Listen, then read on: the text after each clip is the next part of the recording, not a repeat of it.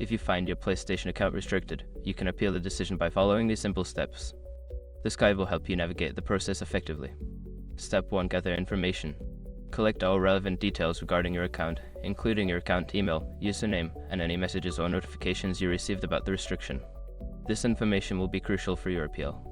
Step 2. Visit the PlayStation Support website. Go to the official PlayStation Support website. Look for the section related to account issues or restrictions.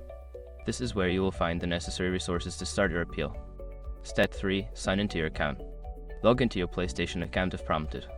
If you cannot access your account due to the restriction, look for an option to appeal or submit a request without logging in. Step 4. Submit an appeal. Locate the appeal form or contact option. Fill out the required fields, providing all the information you gathered in Step 1. Be clear and concise in explaining why you believe the restriction should be lifted. Step 5. Wait for a response. After submitting your appeal, wait for a response from PlayStation Support. This may take several days, so be patient.